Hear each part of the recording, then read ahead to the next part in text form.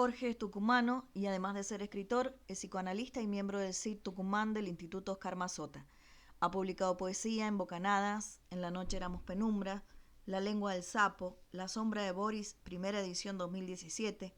Ha participado en diversas antologías de poesía y cuentos y publica periódicamente sus escritos y ensayos en libros, diarios y revistas.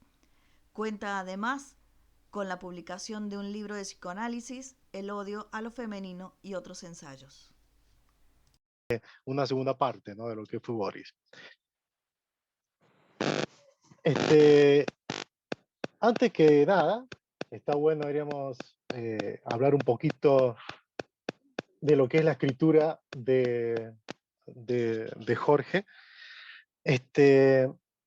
Siempre en la escritura de Jorge hemos notado, ya sea en esto como en anteriores libros, una especie de feroz lucha, diríamos, contra los discursos del sentido común. Jorge tiene esa enorme capacidad de introducirnos a través del habla coloquial y, y dejarnos un poco al desnudo, diríamos. Este, en ese sentimiento de quedar desamparados, hay una fuerte impronta, a veces muy desoladora, a veces con un gran desamparo de lo que es esta existencia. Uno empieza a leerlo y entra, y de repente te pega la nuca, por decirlo así. Entonces, siempre hay una feroz lucha, diríamos. Él expone en su escritura esa antinomia, diríamos, o esa imposibilidad del decir que siempre tenemos en el tema de la escritura. En lo que respecta al libro que hoy nos convoca, podemos también leer una constante reparación de lo perdido, ¿no? Hay como eh, sobre todo lo noté mucho en la segunda parte, en Vertebral, hay como una constante reparación de eso que se fue, ¿no? Algo así como una reverberación que insiste, ¿no?, en nacer una y otra vez en un lugar y darle sentido a la supervivencia. Por lo tanto, Vertebral también es una especie de abolición general del mundo, ¿no?, por una búsqueda de lo particular. Hay una, hay una parte que me voy a permitir leer, que dicho sea paso me hizo acordar a ciertos pasajes. Esto es una interpretación, una lectura mía, ¿no?, obviamente, pero me hizo acordar a ciertos pasajes de la novela On the Road, En el camino, de Jack Kerouac, ¿no? Cada gota caía en el parabrisas como si no hubiera otro lugar para ellas en el mundo. Con Mercy sacábamos la cabeza un instante para respirar y todo el cielo estaba soleado, pero cuando miramos al parabrisas, la inundación de gotas estable. Después de un rato, dejamos de mirar. El libro descansaba en el asiento de atrás. También las huellas, pero eso lo sabremos después, al llegar a casa y cuando el horizonte esté revuelto. Esa imagen realmente está muy, muy buena, ¿no? El aire no nos permitía ni siquiera suponer de qué iba el clima afuera, pero las gotas caían sobre el parabrisas y nosotros reíamos del chiste sobre el arco iris y la lluvia, aunque mejor hubiera sido no presenciar aquello, porque dicen que cuando reímos mucho después lloramos. Esto hasta puede ser cierto, siempre y cuando seamos creyentes, no como la costrita que crecía en el codo del brazo derecho que no creía en dolores pasajeros y se quedaba ahí para perpetuarse, como un carruaje en algún cuento histórico, o como la lana se pega para siempre en las prendas de invierno.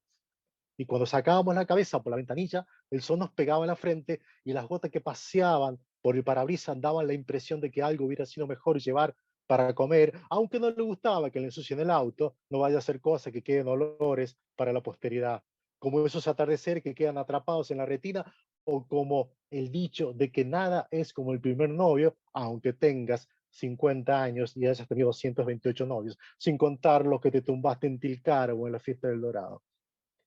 De todas maneras, las uñas iban creciendo y entonces de la valijita que iba posada en el asiento de atrás, junto con el libro, sacábamos el alicate. Pero no daba hacerlo al frente de todos, aunque todos se reían y las gotas no dejaban de caer en el parabrisas. Entonces, Cuando encendió el cigarrillo y abrimos la ventanilla, el sol golpeaba fuerte y de la mochila sacamos el termo y las nueces. Porque a veces se nos antojaba la onda saludable y mezclábamos el pucho con las nueces, evitando la acumulación de grasas. Cuando nos percatamos del sabor de las tostadas que cargaban las remeras, sentimos el malestar de la nostalgia por un lado y la verdad por el otro. Y las gotas caían un tanto más despacio, y en el orificio de la nariz había un olor a sanidad mezclado con flores exhumadas. Pero qué placer bajar la ventanilla, aunque ni hablar de cada gota, porque eran muchas y difícil de contarlas.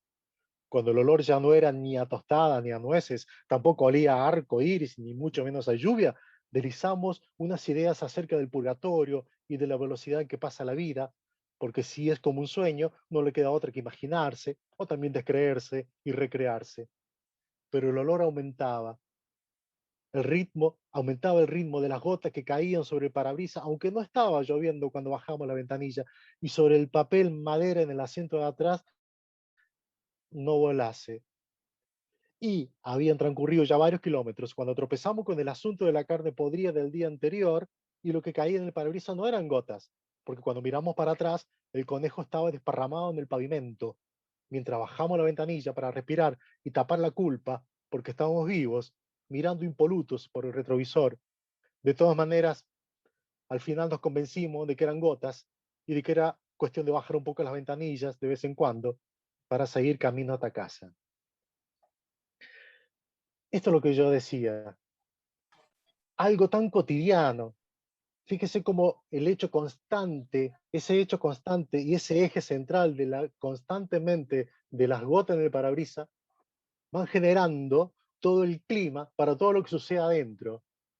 O sea, aparte de un buen poeta como conocemos a Jorge, esto es una narración que fluye, y esta cosa tan sencilla como si nada, matamos un conejo, pero como si nada. Bueno, esa es la realidad que Jorge trata de atrapar muchas veces, ¿sí? Es decir, como si nada nos pasa tal cosa en la vida, como si nada sufrimos, como si nada, parece decir siempre la escritura de Jorge, nos vamos a morir. Caramba! O sea, esto es un poco la idea de la escritura de Jorge. Estás vivo, pero no te confíes. O sea, esto es un poco la idea. Siempre ese sentimiento, tanto Boris como en Vertebral, hay como, te desaconsejan, diríamos así, la comodidad del mundo. ¿Sí? O sea, es como en una sociedad sin escritura, que Jorge reniega del dolor mismo de la escritura. Es una, los vocablos apenas alcanzan para historizar, diríamos, y para predicar el mundo. Eso es lo que a veces notamos en la escritura de Jorge. ¿Sí? Este, la escritura también se expone como una bella crisis, ¿sí? Que nosotros como serviles catecúmenos que somos, quedamos arrojados a ese despojo, ¿no? De las horas que se fueron y que no vuelven. Es realmente es muy gratificante volver a presentar, volver a presentar a la sociedad, volver a hacer público esta escritura de Jorge. Muchísimas gracias y seguimos, bueno, en esta charla. Muchas gracias, Jorge. La verdad que es muy extraño que alguien lea lo que vos escribís. Ya no me puedo ni siquiera reconocer en eso que vos acabas de leer. Así que es difícil reconocerse en eso que está ya ahí en el libro. Eh, eh, y hasta por... Eso y hasta, generalmente sucede siempre, Jorge. claro. Este, Cuando uno eh, dice, ¿esto escribí yo? no, y aparte Bueno, qué eso es la literatura. claro, cómo suenan cuando otro lo lee, digamos, ¿no? Es decir, cómo se escucha ahí realmente, ahí me parece que está el efecto de la literatura, ¿no? Digamos, cuando otro lo lee. Bueno, muchas gracias, vuelvo a agradecer a los docentes, son todos amigos.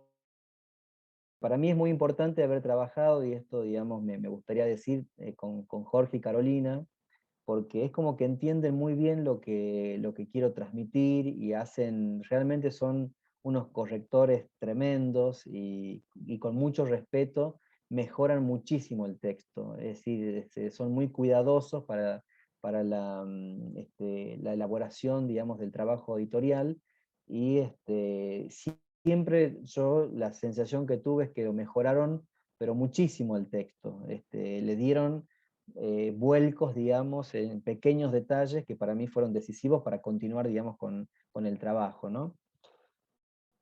Y, y es difícil hablar de Vertebral, que es la segunda parte, sin hablar de la primera parte, que es La sombra de Boris, ¿no?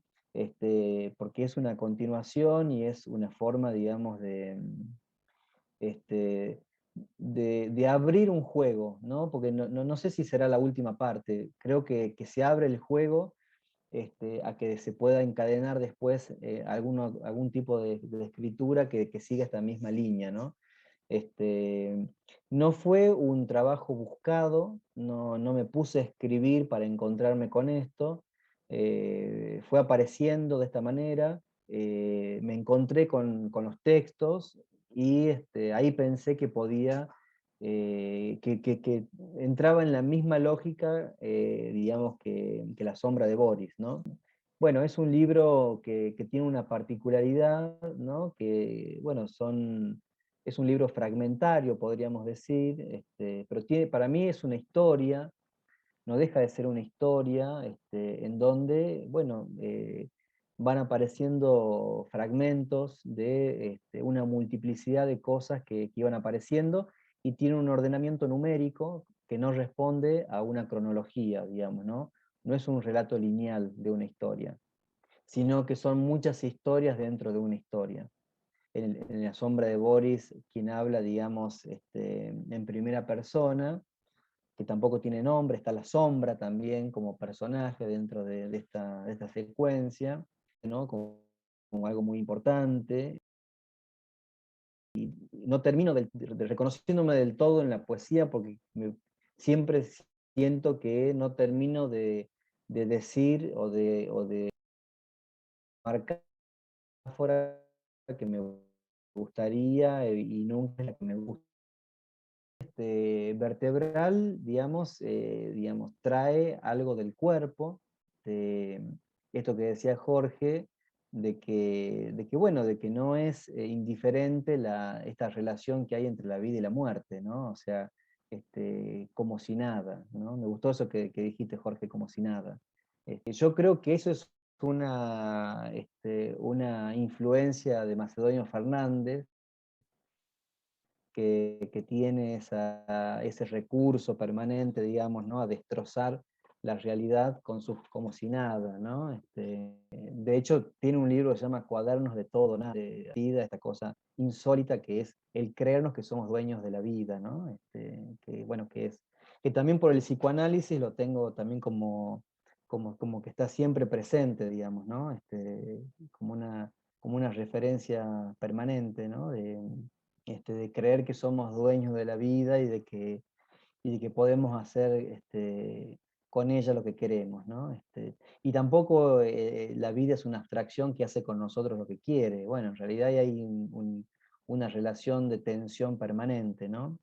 Este, mm, la sombra, digamos, La sombra de Boris era un libro, digamos, este, es una cuestión equívoca, ¿no? Porque la sombra de Boris podría ser, digamos, la sombra, ¿no? De este personaje Boris, ¿no?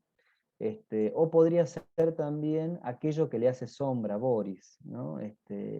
Tenía ese doble juego. Con Vertebral es como que es una forma, digamos, de poner como un tope, ¿no? A ese equívoco. Bueno, a ver, ¿qué es lo vertebral acá, ¿no? Y me parece que justamente lo vertebral es aquello que se escapa, ¿no? De lo lineal, ¿no? Es decir, en el cuerpo lo vertebral sigue una línea, ¿no? Que está muy marcada, y me parece que en la literatura lo vertebral pasa por otro lado, ¿no? es una línea que es difícil de situar, o cuando la queremos situar ya no es lo vertebral, digamos, de la literatura. Cuando queremos definir qué es la literatura, cuando queremos ponerle, digamos, como el rótulo, ya nos perdimos, digamos, lo que realmente es vertebral, ¿no? Bueno, que es ese decir que hemos terminado y hasta tiene un final, nos damos cuenta de que tampoco lo logramos, digamos, ¿no? Este, y bueno, con la sombra de Boris ahí se juega una tensión, ¿no? Entre estas figuras de la sombra, de Boris, el personaje, digamos, que relata la historia. Este, mm, y me parece que con Vertebral algo de esta tensión se rompe, ¿no? Se corta un poco. Y, y me parece que se corta porque se introduce un personaje nuevo que ¿no? Es una mujer, ¿no? Que creo que también, releyendo el libro, me parece que también tiene una cuestión ahí que es interesante, que es salir, ¿no? Como de esta... El primer libro era casi un libro del pensamiento, ¿no? Parecía que podríamos decir que era que podíamos sumergirnos en los pensamientos del protagonista, ¿no?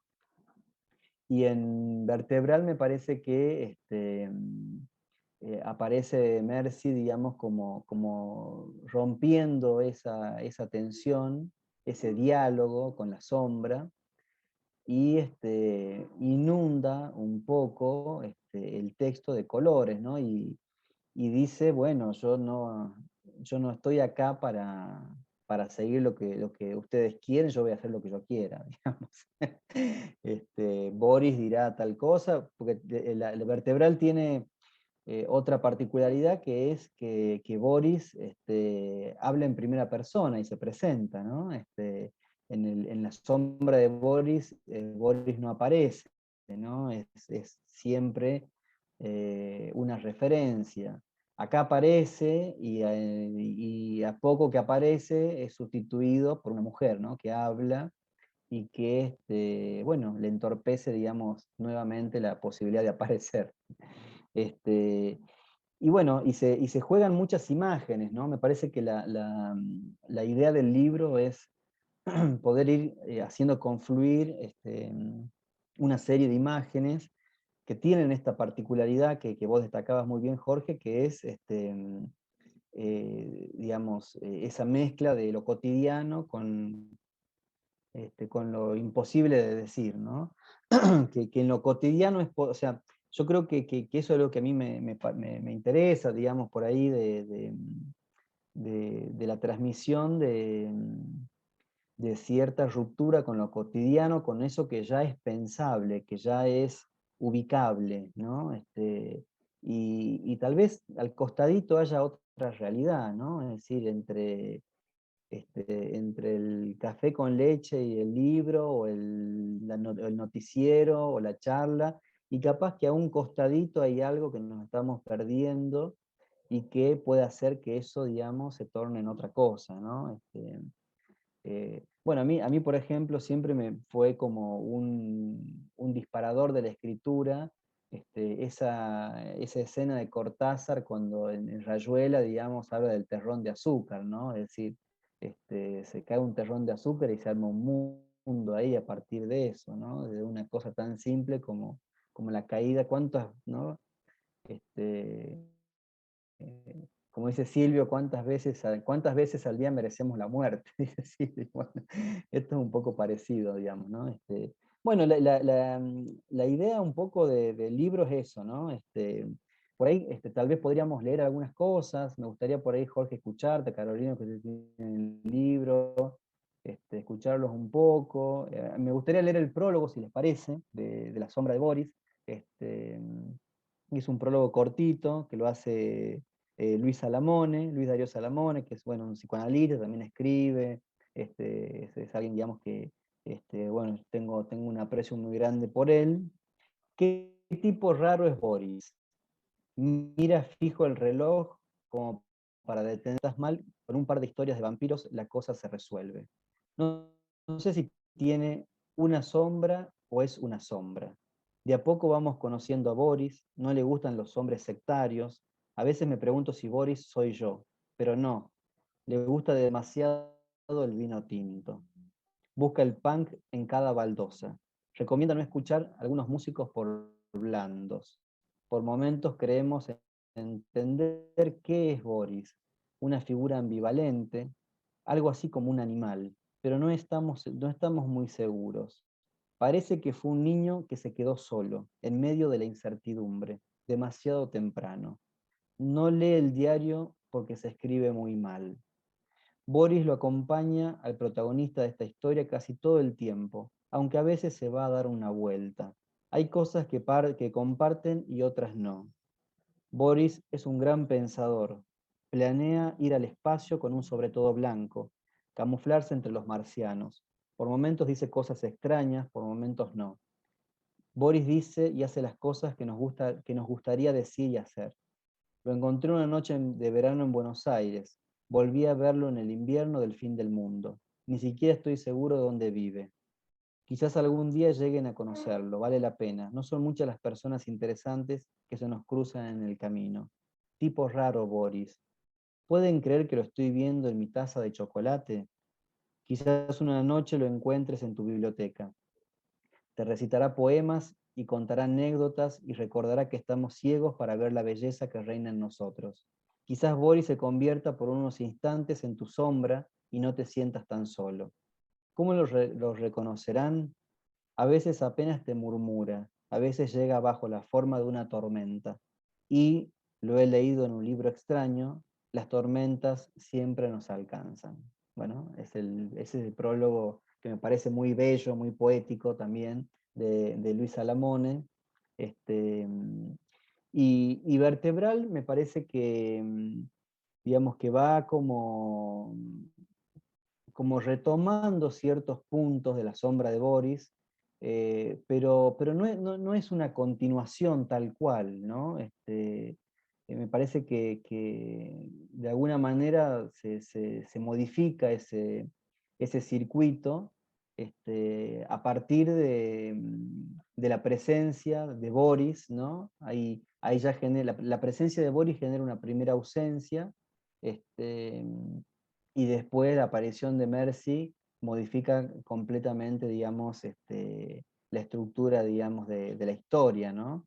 Pero bueno, se podría decir que hay algo que circula, digamos, en esa relación. Es decir, es como que se vuelve a la sombra de Boris, después desaparece, se genera una nueva estructura.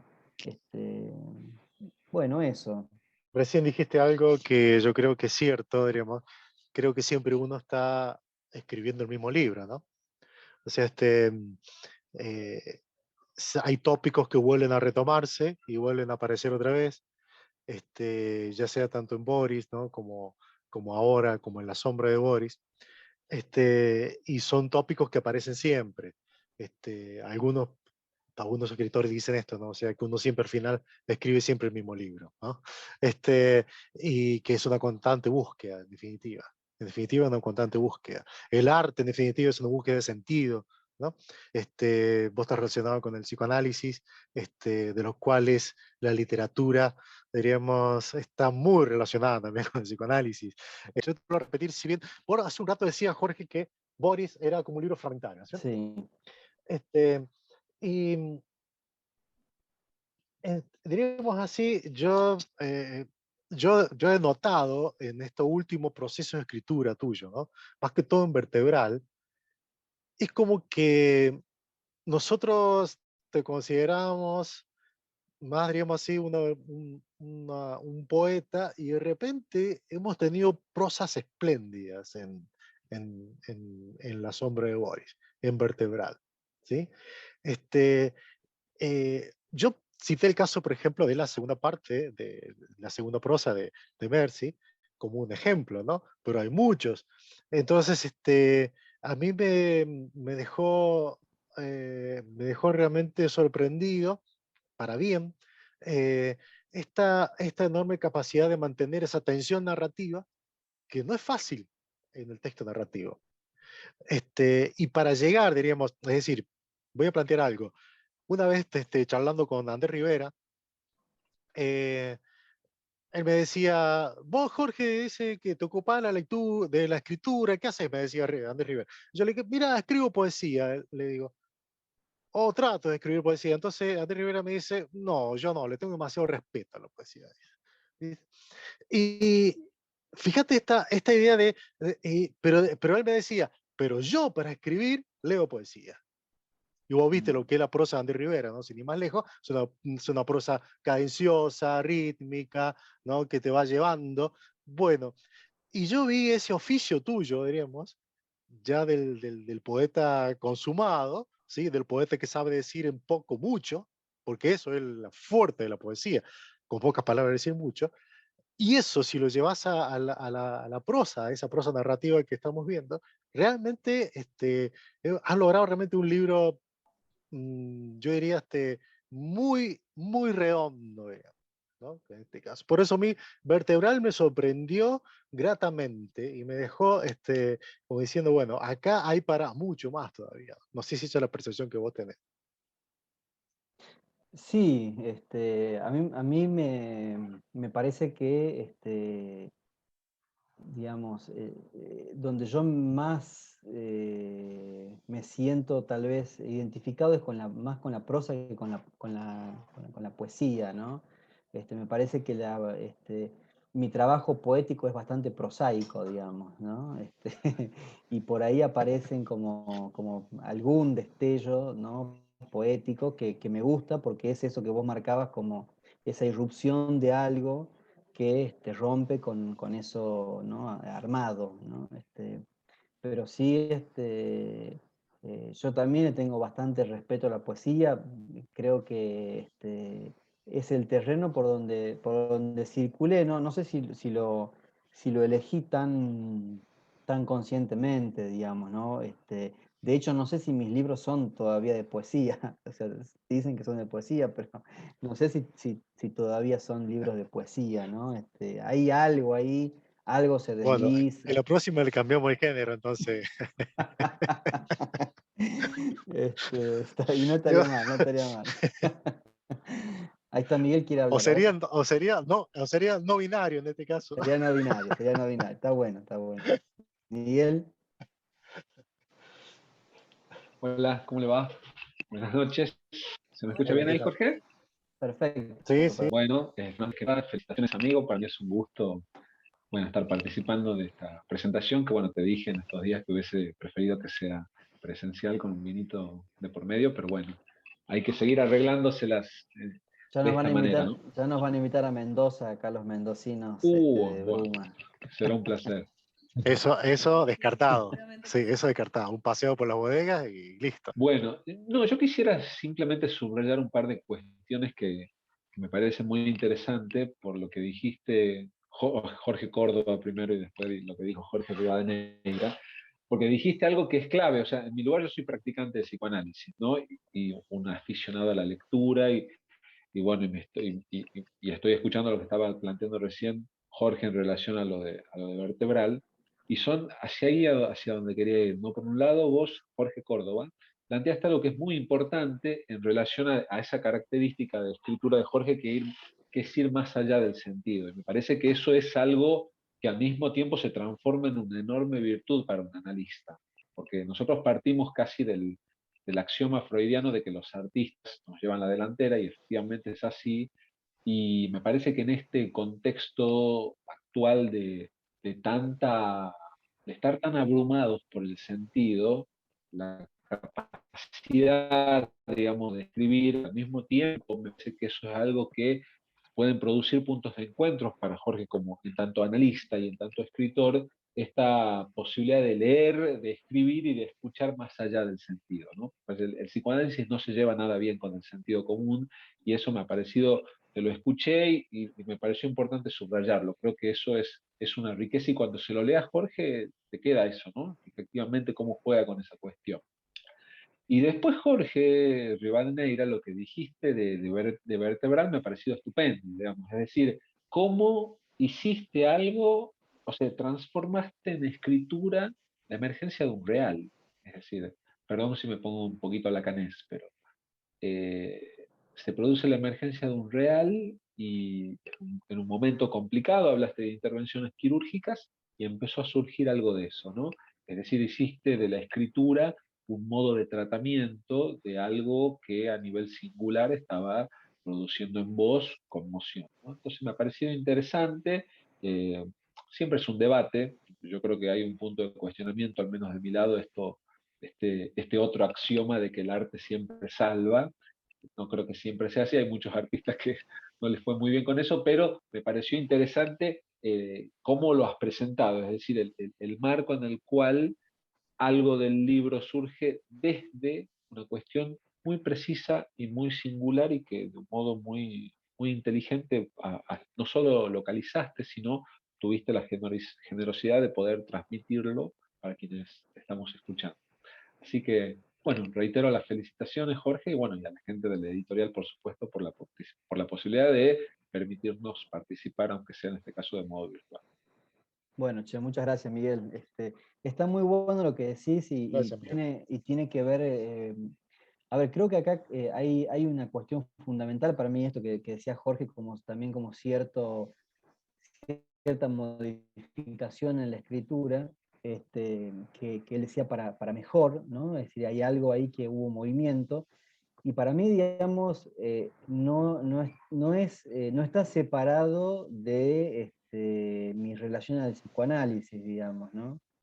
O sea, la escritura está totalmente, yo, digamos, no creo que escriba eso porque sea un iluminado, ni porque sea una persona sensible, ni porque crea que tengo condiciones, sino que tiene que ver con un trabajo en donde, digamos, no uso ni siquiera la escritura para curarme de nada, digamos. O sea, para curarme de la columna me hicieron una cirugía y tomé muchísimos medicamentos, digamos. O sea, no es que escribo para que se me vaya el dolor, o si tengo un dolor en el alma escribo para que... No, digamos, para eso me psicoanalizo, digamos, ¿no?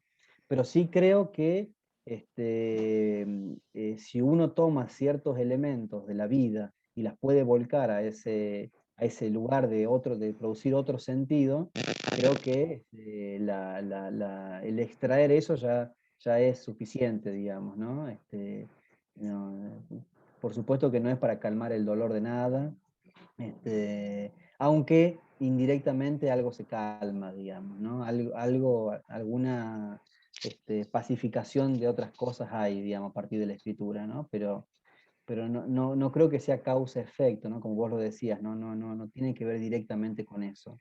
Este, de hecho, el título, digamos, viene tiempo después, ¿no? Tiempo después me cae ¿no? la ficha esta de que esa escritura tenía que ver y que era necesario decirlo, que quede escrito que ahí se jugaba algo vertebral, digamos, ¿no? Lo vertebral.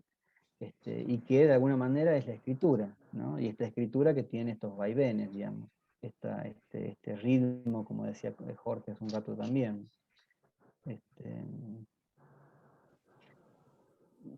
Otro elemento importante es, ya que... Sí, No, perdón. decí Jorge, sí. Otro elemento importante también es que, lo que acabas de decir vos recién, o sea, la escritura realmente no nos salva, ¿sí? Es cierto. Esto me hace acordar a George Steiner, ¿no? Que decía que el arte tampoco nos hace mejores, ¿no? Cuando hablaba de que cuando los nazis torturaban digamos, a sus víctimas, a sus gente, digamos, en sus cámaras de tortura, y después los soldados nazis iban a escuchar Goethe, se iban a leer Goethe y a escuchar Wagner, digamos, o sea, no nos hace mejores, eso es cierto. Este, una, Otro elemento que me parece interesante, obviamente, para tener en cuenta, es que ese tipo que yo veo mucho mejor, sí, vuelvo a repetir eso, veo mucho mejor en este último libro. El primero era fragmentario, para aquellos que no leyeron a Boris, eran prácticamente a veces una sola hojita, diríamos, perdón, una sola frase, a veces uno o dos renglones, que no es fácil tampoco, ¿no? Porque volvemos a lo que decimos recién, para decir mucho, a veces es adecuado encontrar la palabra. En ese sentido, es siempre un desafío la poesía, ¿no? Pero acá, diríamos, hay prosas que mantienen una tensión. Yo, por ejemplo, estaba viendo hace un ratito, fijémonos esta, ¿no? Me tomo otra vez la atribución de leer otra partecita. Se llama Una mentira. Dice, Mercy estuvo tocando unos tambores africanos, en la pendiente que abrigaba nuestros cuerpos. Suele merodear la sombra, el suelo invertido de las miradas cómplices, la soldadura del mentón con los cálidos dedos que se arriman al infinito. Una torcedura siempre es propicia para comenzar la danza. Mercy sumerge su pensamiento en olas de yodo, consumismo la misma vacuna en relojes diferentes. Aún así, permanecemos miopes. Es terrible. Esto es lo que estaba hablando recién, ¿no? Esta idea de que veamos cómo entro suavemente en esto y después te desnuco, por decirlo así, una metáfora digamos, simbólica, ¿no? Y eso es el poder que tiene la literatura de traernos a nosotros a esta realidad de este mundo que no nos pertenece, ¿no? Que somos arrojados, como decía Heike, ¿no? Fuimos arrojados al mundo. Y eso es lo que muchas veces notamos, ¿no? O sea, poder captar eso en la escritura y poder salvarlo, hace que esa se vuelva literatura con mayúscula y que sea ese libro que vos guardás y después agarrás y decís, bueno, a ver, lo voy a releer otra vez, ¿no? Eso es la literatura, ¿sí? Porque yo, si lo releo dentro de un par de meses, posiblemente encuentre un par de cosas más. Y eso realmente es lo loable, ¿no? Eso quería Gracias, agregar recién. Jorge. Bueno, justamente parecido a lo que decís vos, Jorge, yo también desde mi punto de vista de correctora y editora también me planteo al recibir una obra y más al ser una obra de poesía, a ver qué tanto me atraviesa, porque me parece fundamental que la poesía te atraviese. Si una poesía no te atraviesa, no provoca una modificación en tu ser, a mi criterio, difícilmente puede llegar a ser poesía. ¿Sí? La poesía es así, uno la sufre a la poesía, la sangra. Yo les voy a compartir ahora pantalla de un fragmento del libro que me gustó a mí y me voy a dar el gusto de leerla. A ver si la encuentro. Ahí se ve. ¿Sí? Sí, sí, sí. Bien, a ver si Sí, se ve, sí. esto. Perfecto. Dice así entonces. Corte, corte. Soy una plaga, lo sé. Una marioneta entrometida. Una voz que busca clavarse en un árbol y ver la hoja que cae de la ligustrina como una verdad en la memoria. Nadie sabrá nunca quién es la autora de las líneas que siguen, y no por misterio, sino por cobardía. En ese fragmento a mí particularmente me atraviesa, ¿sí? Es lo vertebral, porque lo conecto con lo que decías vos, Jorgito, con respecto a que lo cotidiano ya es lo pensable, lo ubicable, ¿sí? Y con lo que decía Jorge Córdoba, con que esto de que el mundo no nos pertenece y que muchas veces no nos pertenece por esto de ser cobardes y no querer mirar más allá de lo que ya está dicho o de lo que ya está propuesto.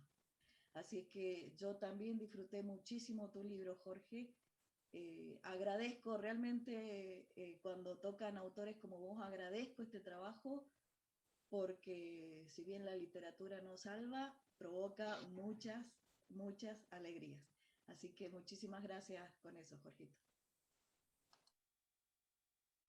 Bueno, Caro, muchas gracias. Bueno, ustedes saben que para mí es un orgullo que ustedes corrijan y que puedan hacer una lectura del texto, porque bueno, siempre han sido muy generosos y siempre han enriquecido mucho el texto. Yo lo que siento es eso, que el producto final es realmente algo que ha mejorado mucho mi escritura, ¿no? Siento que el trabajo conjunto va mejorando mi escritura, digamos, ¿no? Patricio. Hola, Patricia. Bueno, Hola, ¿qué tal? ¿Cómo andás, ¿cómo les Pato? va? Jorge, ¿cómo andás? Bien, che. Felicitaciones por el Gracias. libro. Siempre es recontra celebrable que los amigos que tienen ganas produzcan y encuentren el lugar público para poder expresar un poco lo que se viene trabajando. Yo pensaba, para retomar eso que decían sobre la literatura como, bueno, un punto de fuga del sentido común, y pensaba si también nos podríamos agregar un poco la idea de recuperar también lo políticamente incorrecto que tiene la literatura, pensando en, vos decías, bueno, esas escenas cotidianas en las que uno tal vez está tomando algo, escuchando algo y de repente está pasando algo al costado que no, que por ahí se pierde y no se recupera, digamos, ¿no? Si la literatura en realidad no tiene la potencia de volver a traer todas esas variables, ¿no? De las que está hecha la vida y que se escapan por todos lados, digamos, ¿no? Pero esto para ponerlo en tensión un poco con la idea de que del sentido y el sinsentido, porque si en realidad todas esas variables que entran en la escritura de lo que se nos escapa en la vida cotidiana encuentran una trama contable, un personaje, una voz, por más que no sea lineal, digamos, por más que sea fragmentario, digo, no traen nuevamente todo eso al campo del sentido, por más que después se nos vuelva a fugar y la lectura no alcance y la escritura exceda también al escritor y a uno le lean el texto y le suene extraño, que ahí está lo que uno produjo, ¿no? Pero digo, no es nuevamente traer al campo del sentido algo que de por sí se nos escapa por nada, por cortos, porque la cabeza no alcanza, porque la vida es compleja, porque todo nos excede. ¿No está un poco ahí la potencia de la literatura? Es un poco una pregunta, ¿no? Sí, está bueno lo que decís, ¿no? Me parece que sí, que es una forma de traer al sentido aquello que se escapa. Lo que agregaría nada más a eso que vos decías es que ese sentido ya no es el mismo sentido que aquel, digamos, del sentido, ¿no? Más allá de que sea tautológico, ¿no? Sino que es un sentido, decir que es posible que escape el sentido, ¿no? Es decir, se introduce, es un sentido que tiene, ya podríamos decir, algunos agujeritos, ¿no?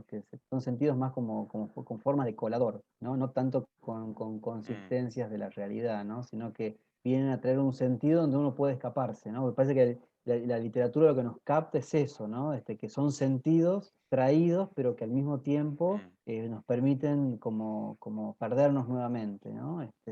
Y tal vez incluso son muchas veces lo que nos permite escribir, ¿no? Es decir, la literatura, la escritura en general, digamos, también es, ¿no? O es el gran motor de la escritura, ¿no? Es decir, poder leer a distintos autores, distintas narraciones, nos permite también escribir, ¿no? En ese sentido, pero está muy bueno lo que decís, porque es así, ¿no? No lo había pensado yo de esa manera. Sí, es una forma de traer nuevamente aquello que se escapa, ¿no? Pero traemos lo que se escapa, entonces se sigue escapando, digamos, ¿no? Por eso otro libro más, ¿no? Claro. Si no, ya estaría todo contado, digamos. Claro. Bueno, mientras la gente se decide a preguntar, yo les voy comentando que les dejo en el chat, ¿sí? Ahí se los estoy mandando. Ese es nuestra fanpage de Bruma, en la cual van a poder entrar y chusmear en todas las plataformas en las cuales está La Sombra de Boris y Vertebral, y van a poder comunicarse también con nosotros para poder adquirir el ebook a este precio promocional, y lo puedan leer y disfrutar tal cual lo hemos hecho nosotros. No sé si alguien más quiere decir algo o vamos cerrando. ¿Qué te parece, Jorgito? Vamos cerrando, está bien. Bueno, Sí, está bien. perfecto. A mí me Creo que quedó estuvo lindo. una curiosidad. Vos decías que vos no te reconoces poeta, ¿sí? Y entonces yo quería saber cómo se transmuta ese psicólogo que fuerza a la persona a escribir y transformarse en poema. Qué pregunta difícil. Eh, no sé si hay algo del psicólogo que me parece que el trabajo de psicoanalista tiene que ver mucho con la lectura y la escritura, ¿no? Pero principalmente durante un tiempo con la lectura, ¿no? Y la escritura va más por el lado de lo que se va construyendo en el análisis propio y que después se puede trasladar, digamos, como a otros campos, ¿no? Pero me parece que el pasaje es más bien de algo como estático, ¿no? Del ser, podría decir, ¿no?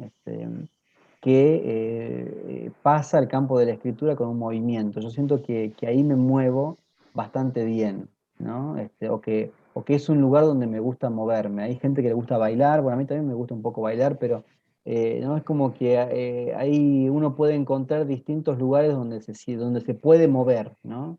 Y a mí me parece que la escritura es un lugar donde puedo jugar, ¿no? Donde puedo moverme, donde algo de la mirada del otro se escapa, y puedo como de alguna manera tener ciertos atrevimientos, ¿no? Creo que va más por ese lado, ¿no? Creo que la figura del psicólogo, el psicoanalista incluso es como bastante rutinaria, ¿no? Es decir, es algo que se hace rutinariamente, ¿no? Es decir, trabajamos todos los días con gente, escuchamos, hacemos algunas intervenciones, el paciente vuelve la otra semana, ¿no? Y cada tanto hay algún elemento que puede acercarse a lo poético estructuralmente, ¿no? En tanto se produce una fuga de sentido, digamos, ¿no? Algo que se pierde, digamos, ¿no? Pero yo creo que en la escritura hay un trabajo de movimiento mucho más grande, ¿no? Hay posibilidad de moverse con mayor soltura, digamos. No sé si Exacto. respondí. Claro, sí, sí, sí. Sí, sin duda. Claro, o sea, y es este ir y venir entre el sinsentido del sentido y el sentido del sinsentido, que es lo Claro, que nos da la literatura. Bueno, entonces, gente exactamente. hermosa, les agradezco infinitamente por haber participado. Jorge, nuevamente, estamos felices de tenerte en nuestro catálogo y bueno, Dios quiera que no se corte tu racha de escritor, de poeta, que aunque reniegues de eso, no sé si renegas, sino por lo menos No, Isidoro Blankstein, que me acordé que de esta cita decía, la poesía, pero sí es muy fácil, toda chiquita y para abajo. Y muy lejos, tan lejos que está de ser eso. Así que, bueno, nos vamos despidiendo. bueno, gracias a ustedes y a todos los amigos que estuvieron acá. Gracias Karen, acá que está al lado mío, acompañándome. Así que, bueno, nada, gracias. Miguelito, ¿levantás la mano o aplaudís? No sé qué es eso. No, estoy aplaudiendo, estoy aplaudiendo. Muy bien, muy bien. Muchas gracias entonces. Muchas gracias. Aplausos virtuales. Claro. Felicidades. Nos vemos Gracias, entonces. che. Que tengan buenas Un noches. gusto. Hasta Nos luego. falta el Un gusto, vino, gente. nos falta el vino compartido después. Exacto. Ahora Vamos faltaría a el cierre lograr. con el vinito.